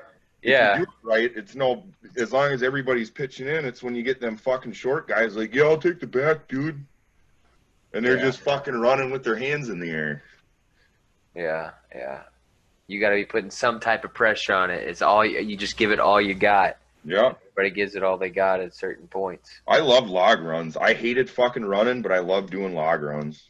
I like marches and hikes. Like the log hike, I like. The hikes weren't bad. Yeah, just like a really brisk walk up a mountain, maybe with not full gear with the log, was fun. Yeah. The log jogs. That's what we call it. Caldwell, do you remember the battalion hike where like they made us the like they wanted like weapons to like basically be in trucks, so we didn't have to hike? Yeah, I remember that. And I would say like 40% of the battalion fell out to heat casualties. Like they were stretched over like 5 miles. And like, I had to take that hike, bro. First sergeant. I ended up hiking because I gave my seat away to fucking somebody that fell out, and I was like, "Fuck, dude!" Like I wasn't ready for this. Yeah, I was carrying a tripod and a 50 receiver, and then there was only a couple people who like hip shits made it, but we had to like pass this pack too, and it got to the point to where they made us not carry like certain weapons anymore. We're like, the heavy shit. Yeah, we put up. Well, weak AF. They started out like saying that we were going to pull everything out of the armory. Like they wanted us to take clues. They wanted us to take tow systems. Was that when I was in the armory? Probably. I think that was. Yeah, because with those shitty trucks, that's what we would have been doing. Just fucking pulling that shit out the truck. And I don't remember going on that hike. That must have been when I was in the armory. Or I was in the trucks. That's why I don't remember it. And it was like, I think like a lot of the guys were still at like schools and shit. So it was like we had every guy. every person had a crew serve, had part of a crew serve, so you couldn't switch off. Which you switch to a lighter, like the barrel, like you'd switch out like the barrel of the receiver. Yeah, you carry the barrels when you're tired. Yeah, but that's, you know, how hard is it to fucking switch out a 50 cal receiver on the move? Yeah, not very fucking easy, dude. No, it's not. No. You gotta have someone with nothing in their hands. You know what I mean? Like you can't like swap shit like that. Well, we took the marks, and it was like that was fucking stupid. There's no way to position them because of it's not the weight is really on one side because half of it's the barrel. Yeah. And so plus with the double charging handles, you can't rest it because then your head is forward. Yeah. And you can't put it sideways because then you have too much pressure on the charging handle. Yeah. So it's like you're fucked, dude. Like, and then trying to pass off, 78 pounds when you're fucking moving. Yeah. Yeah, and there's no way to put it in your pack. There's no, like, it's a mounted fucking weapon. It's a mounted. No, it is. Like, it is. Like, yeah, it's crew served, but it's just a bit. If you pull it out of the truck and maybe have the I mean, there might be better ways. Or design better weapons that could. I would say that it's probably a short range, like foot. Yeah, like you know what I mean? Like you'd take it off your truck and like, all right, we're gonna go up a couple 100 meters and set up in a fucking hill. Yeah. You're not taking it on a foot patrol just because. Yeah, you ain't going 20 fucking clicks with the fucker on your back, dude. Yeah, and in a mountainous terrain, it's your best friend because. I know a couple guys that probably could do that, but they wouldn't want to. I wouldn't think. Yeah, like it just. Line companies are made for 240s and freaking saws and. Yeah. The good old-fashioned standard issue. I think the 240s are unnecessary, though. Maybe, I don't know. You already got the saw. What do you need the Well, it's a 308. Well, the fucking 5.56 naturally armor piercing, we're in the military, so you can get AP rounds. Situation handled. Mm-hmm. You don't need the 308. Yeah, you might, By the time you need your 308, you're going to have a weapons company en route. And you got a 50. Yeah. And you got 50, Mark 19, fucking maybe a tow missile. Who the fuck knows, dude? Yeah, the tow missiles might need a new 240 on them. Well, the primary weapon on a tow truck is a 240. Yeah, 240s are needed on a tow truck. Yeah. But they can spit mad ring. That's their quick. Like they can spit mad rounds quick while the bigger guns set up. Were you there when I had the runaway gun in CAX? I was still. It was definitely our first CAX, and I was up in the gun. I had a 240, and it was that one where you come up and it's like trenches, and they have the Ivan targets that pop up. Yep. And then there's like a tank hole, like probably. Yeah, that's where what's his nut fucked up those 50 cal barrels. Yeah, it was like 2,000. It was like 2,500 meters out, and that was for like the Cobras to come in and like do a little gun run. Yeah, they did like a little missile run and whatever, miniguns and shit were going. That was cool. So that was dope. They called, we were shifting fire, and I think we were like the last truck. And so I took my T&E off, and I fucking put the 240 all the way down, and I let off like probably 75 to 100 rounds. And the fucking coyote comes running up, and he goes, "What's the fucking range of that weapon?" And I told him. And he's like, "What's the range of that?" And I was like, "I don't know, probably like 2 or 3 times that." And he goes, "Well, what are you doing?" I was like, "Well, they don't know that. They see me fucking spitting fucking fire and lead up into the sky because I had tracers." And I was like, "They don't know, dude. They're buttoned down. That nobody's getting out with an RPG." And then I'm fucking talking to him, and my gun, dude, fucking runs away. And I was like, "Fuck, dude!" But there was only like 10 rounds. So by the time I went to grab the charging handle, it was gone. And so then they wanted to fucking fry me, and then I think Queller and then like did an inspection on the 240 and found that the sear was worn down. The sears are worn down on all of them because they don't get replaced properly. Well, yeah, I worked in the armory, dude. None of that shit ever gets fucking replaced. And when you're constantly fucking disassembling and reassembling and function checking and it's not good for it. Running good gun drills and you're dry firing, that shit's not good. Yeah, they just. That's why when people, like, I talk to people and they're like, "Oh, dude, I got a mil spec, blah, blah, blah." I was like, "That's nice." Well, that's good, right? I was like, "Well, it'll probably go like 10,000 rounds, but it's going to act like a piece of shit once it hits a certain point." You know? Yeah, unless you're dumping fucking gallons of lube and shit in there. Oh yeah. But we didn't. I don't know. Like we maintained our guns, but you know it wasn't maintained parade ready maintained. Like we fucking beat the shit out of them, dude. Oh yeah. I remember just banging saws because we had this one saw. Shit just flying off saws so as you shoot him. We had this one saw that for some reason the brass would get under the fucking feed tray and then it'd go behind the bolt. So then the bolt wouldn't cycle all the way. So you'd have to fucking bang the fucking thing. I think I broke the fucking stock on it one time. Who had that? Man, who fucking carried that thing? Williams? I think that was Williams' saw, wasn't it? Williams had my old saw, I'm pretty sure. I had the elusive, you know, the stoppage that they say you'll never see. When the fucking where the brass gets behind, but then the bolt closes all the way.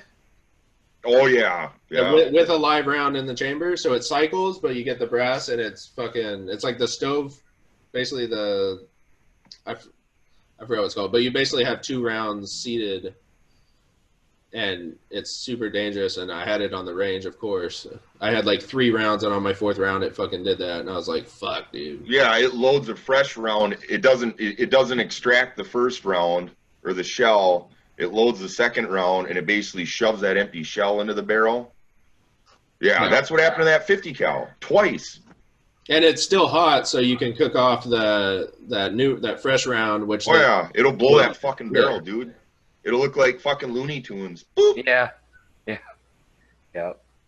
But I've never had to be behind a 50 cal than that. We had so much fucking shit on that in that 29 Palms because we had the APOBs. Like Van Daren did like 3 APOBs. Yeah. We had like 5. I shot 5 tow missiles in one day. Yep. And fucking, I remember fucking Willis comes up and it's like fucking 2:00 in the afternoon in 29 Palms, and he has a laser pointer and he's pointing and he goes, "You see where I'm pointing?" And I go, "Nope." And he's like, "Here, let me move it." And he's like, "Follow the dot." And I was like, looking around, like, does anybody else see? Like, he's using a laser pointer and it's fucking midday. And he's like, about 900 meters that way, some tank hulks. So just go ahead and engage those. Dude, I shot all 5 of those missiles just aiming at a giant rock. Yeah. And then one of them I said was where you can't control it. When the wire snaps. Yeah, but yeah. I did have control, so I swung it, and that's the one that hit the Connex box. And if you go, I still every so often somebody I know will send me a picture of that Connex box because it's bowed out because I shot the fucking missile right into the fucking box. And they blew up inside. That's the thing. I don't know if it blew up because I think it just hit it. It probably just hit it because you would have seen the explosion. Yeah. Unless it was a top attack. That's what my first CACs. I was 0311, right? Just basic infantry, and they basically trained me as a toll gunner. So my first CACs, I got to shoot a fucking top attack one, whatever, with the magnets. No, dude, I fucking hit this like tank turret. Oh, it was fucking cool. Where you fly it over the tank and it shoots the Cooper. Yeah. It's got like magnets, so when it goes over something like heavy metal, that's when it blows. That's what detonates it. Yeah, it drops. It's like shape charges pointing down. The first charge opens it up. The second charge drops in the middle. Caldwell, you should know that. You're a fucking tow gunner. I know, it's been a long time. 311. Come on, man. Oh, well. Death from a distance. Tell me, I could read the box because it was always on the box. No, them tow missiles were cool, though. They were fun to shoot, dude. Did you wear your fucking ring around your neck whenever you shot your first tow missile, Andrew? Yeah, I had all 5.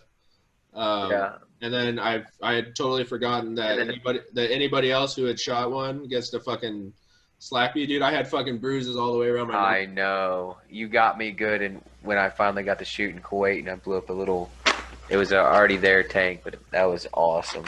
And then everybody was just pop. I was like, But James T had the best one-liner because we were like, all the guys that get to shoot the missiles, you have to come up with the perfect one-liner right before you launch it. right? And James T turns and he looks and he goes, "I think we should see other people." Yeah. It's like, yes. Boom. And I think didn't somebody had a hang fire, right? And we just like there was a sandstorm coming, so they just like dropped that bitch in the middle of the desert and we drove off. In Cax, your first, my second Cax. No, this was in Kuwait. No, this was in Kuwait. The second. Our second deployment. Oh. Yeah, we shot so many fucking rounds in Kuwait. It was so dope. Just an ammo dump, huh? Yeah, just an ammo dump. It was like the best time of my life. Well, with guns anyway. Well, we found out from Orange, right? Why we got so many rounds was because the Army was supposed to come out and train with us, but like we figured that if we shot all the rounds, then they would just go away and we wouldn't have to deal with them.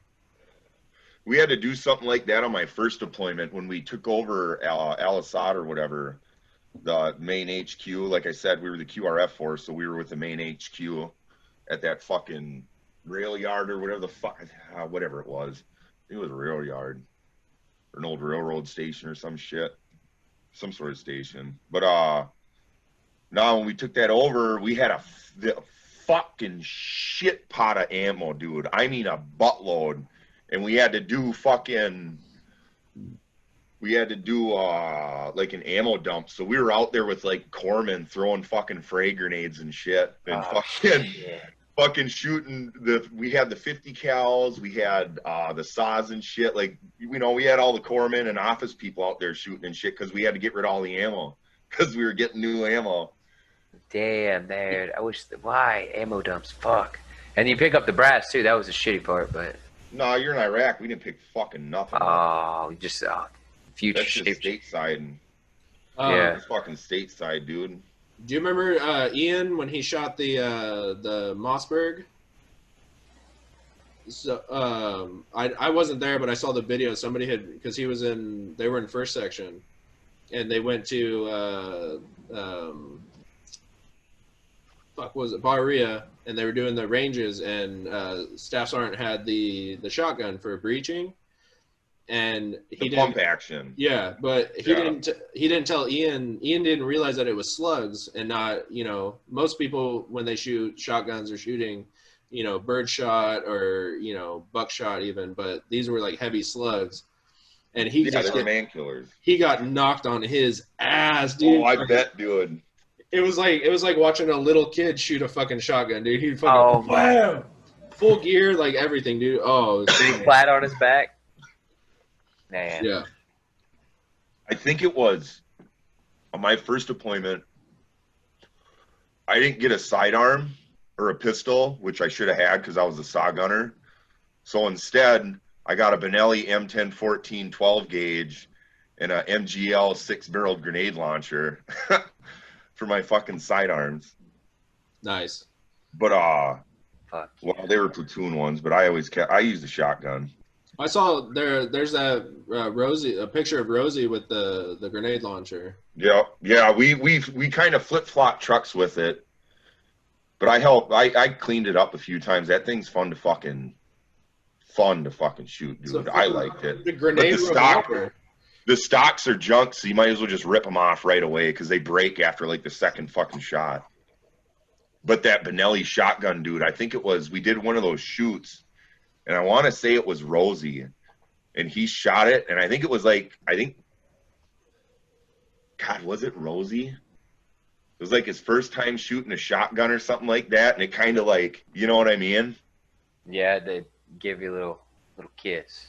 I think it was yeah, it had to have been Rosie because he had that big fucking shit-eating grin. And Rosie's the only person I can think of with that fucking grin. Yep. Good old Rosie. Yeah.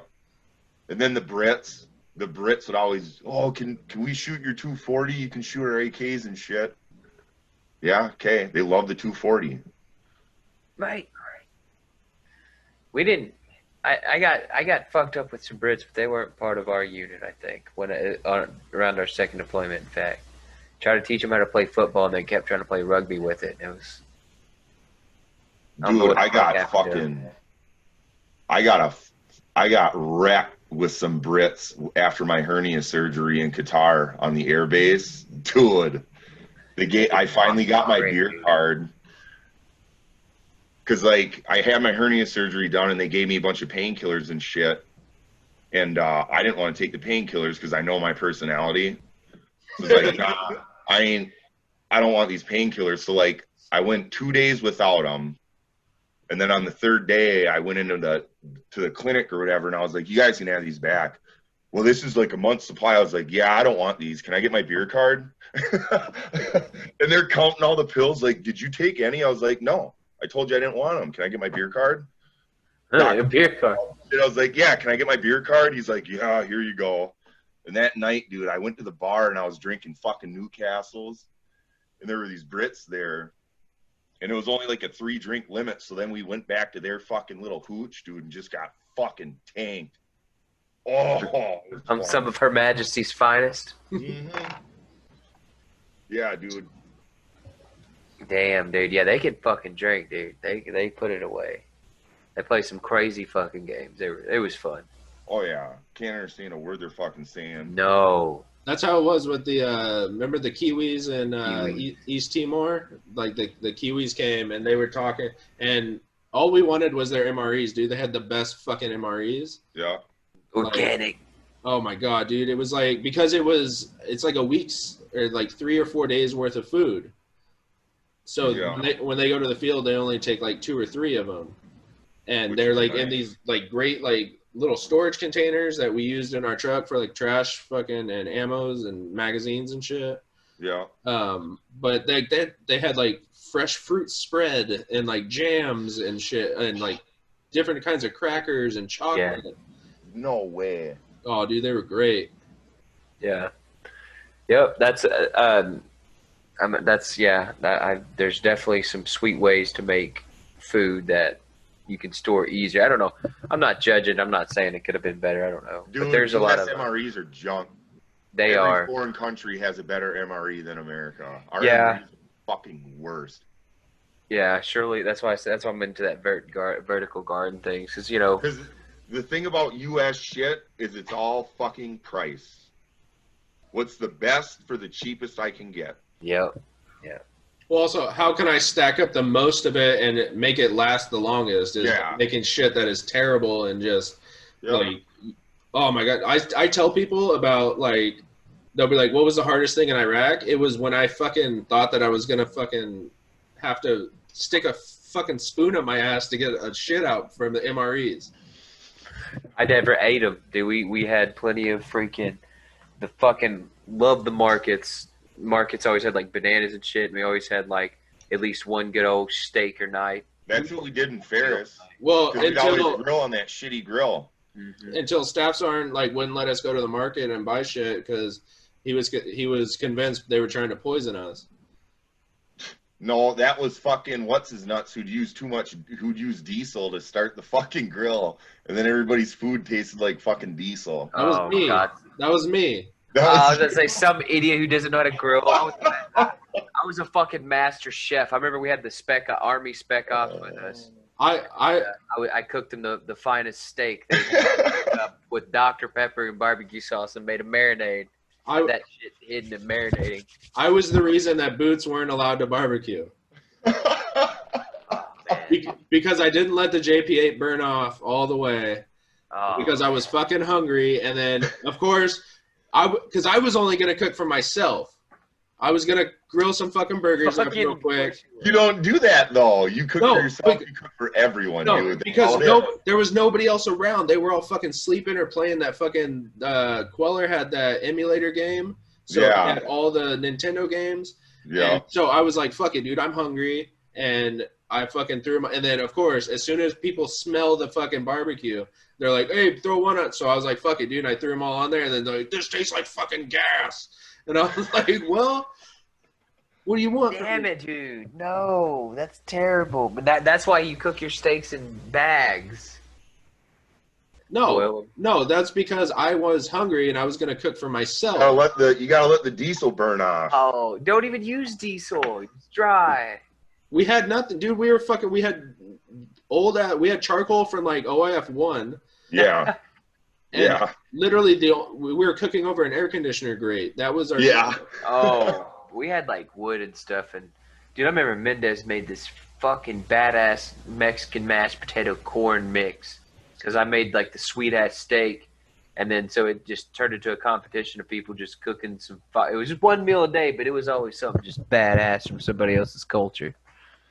No, It was really Andrew. we had those prepackaged fucking patties and frozen pizzas that we figured out how to grill on the fucking grill. Oh my Those are god, toast savages! or whatever. Because we only had one fucking microwave for fucking 15 guys, and it took like 8 minutes a piece or something like that. Yeah. And you had to go into the staff NCO area, and no one wanted to go in there. Yeah, I remember the teenage Iraqi ladies would make me for breakfast when I was on the graveyard shift.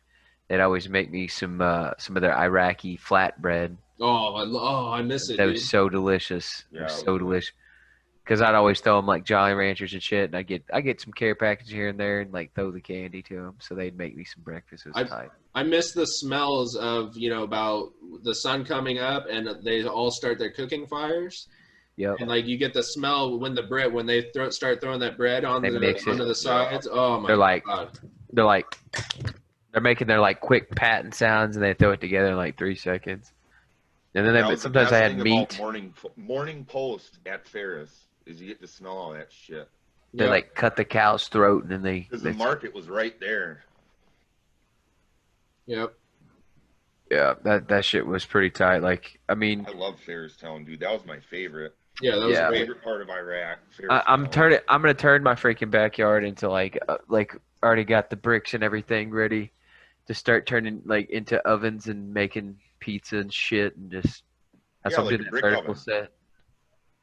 Get like a big old brick oven. Mm-hmm. Yep. And then I got 2 backyard buildings. One is perfect size for indoor growing for the winter, because I'll have one of my hydro vertical sets there. Like just small stuff, tomatoes and other reoccurring things. I'm gonna have to use the market this year, but hopefully by next year I won't have to. Try not to use a market. You might as well grow some fucking weed in there, dude. If you're gonna have a fucking indoor garden.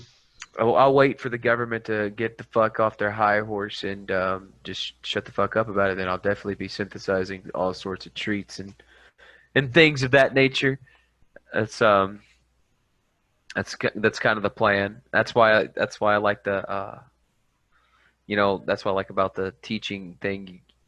You still have to do a lot of planning. It's like 50-hour week at least, but it's not a lot of money, but it's just enough to you get large times off and stuff like that. Yeah, but you get in the like when there's no school, you get to go on fucking unemployment or whatever, right? Yeah, there's all sorts of stuff, and then when you are like a construction worker in the wintertime, they can go on unemployment over the winter. Yeah. So like your take home as starting is like $30,000 a year for 9 months. So then you could actually just get another job too, because I know how to do construction. Like, from what I know at least my dad, because he just retired from teaching, was you can choose to either be paid like when you're in school, so over 9 months, so you make a little bit more. Or you can have it stretched over 12 months. So basically you get a paycheck every month, but it's less. Yeah. They just take a percentage and make up for the 3 months. But then what you do is you find the other things like that pay you like a bonus. So like bus driving, $500. Like 10 years he was like the athletic director because it was like an extra like $500, and he would coach because it's like an extra $100. He would referee. Yeah. He would do that kind of stuff. Well, that's why you'd see some teachers would be there like after hours doing all the extracurriculars and shit because you knew they were getting paid for it. Yeah. I mean, it's not terrible. Well, then too, like if you like, what my dad did for like almost 30 years was he would umpire baseball. So in the springtime, he would leave work at 3:00 and go umpire high school baseball and make a couple $100 doing that. Yeah. So I mean, plus that gets you outside, gets you exercise. Mm-hmm. Yeah, and then so like, and then having to always say I did biology because I'll always be looking at biology, and I love that, and I'll always be doing mad science projects, just small ones, Or you at night you teach at a college or something. Yeah, well, I'm gonna get a PhD at some point, but it's not a race, man. It's not a race. I got a PhD. I'm pretty high, dude. Yeah, I need to go. I think I hear the children need their father, so. freaking. So we'll start planning a Vetch 3. Yeah, Vetch 3. Vetch the trilogy. Vetch the Yeah, the Chronicles. Yeah, I want to hear more about your first 5 years because I had some freaking funny bar stories, like other than hitting dude, I the got deer. some bar stories, man. I got some funny shit. Like I never actually didn't like get into fights and shit, but I got funny stories. And then I worked for a bar and bounced for like a good 4 years. Oh yeah, see that's the dark years. I had plenty of dark years, and we got to catch up on that. So we actually. Yeah, that'd be interesting. Yeah, because I want to see, because my whole thing is, did we do the same shit? And I'm talking, and my wife knows all about it. It feels good that I talk to her about it. And we make fun of me. It's like I was in a horrible way, and I did some horrible things. Oh yeah, had some shit happens. the first like I if you guys are real good, I'll tell you about the time I got tricked into doing crystal meth. Oh, dude. Yeah, it wasn't Molly, and yeah, so it's gonna start with no shit. There I was. It's not Snowflake. It was not Molly. Yeah, that's exactly what somebody blasted through the door and said, and then it turned into something crazy, bro. Oh my God, my wife thought it was hilarious. She was pregnant with one of my daughters, and this guy's like his brother had just passed away. Oh and man. He doing Molly to cope because he knows some out of state people. And then he's like, I had to go through something different this time. I was like, oh, I don't care. I trust you, bro. Well, it's like, this feels like dirty Adderall. And all of a sudden, the night was just like, dun, dun, dun, dun, dun. Fucking kick, blast. That was one of many nights. That's just like, that was like, when I met my wife, I was on my way out of that shit. But the beginning, like, acid night was so fucking badass at that party. Walking home in like a tornado. Like, the picture I have one on Facebook. Feel the tornado in your skin. I'm outside in a tornado. That was tripping. I was tripping balls. It was awesome. So anyway, we'll pick it up there on episode 3 of the Vetch Chronicles. Vetch, what the scumbag 5 years in your civilian world of what the.